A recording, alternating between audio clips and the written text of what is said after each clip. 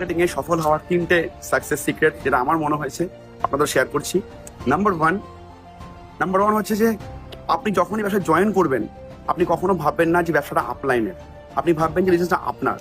তো ম্যাক্সিমাম মানুষ কি করে, যখন জয়েন করে ভাবে যেটা আপলাইনের ব্যবসা, আপলাইন মিটিং এ ডাকলে মিটিং অ্যাটেন্ড করে, আপলাইন যদি ফোন করে তাহলে ফোন রিসিভ করে, আপলাইন যদি বলে যে না এখানে আসতে হবে তাহলে সেখানে যায়।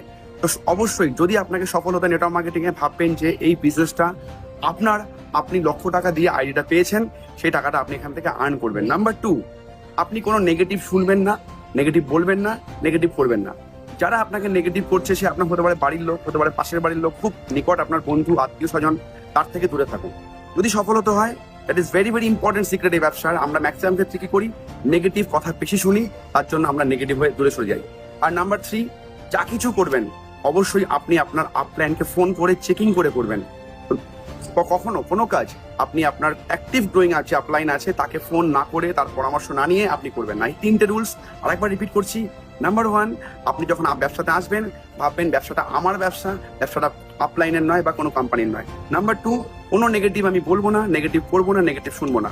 নাম্বার 3, যা কিছু করবো আমি অবশ্যই আমার আপলাইন, অ্যাক্টিভ গ্রোয়িং আপলাইন, তাকে ফোন করে তারপরে আমি করবো। Thank you, all the best.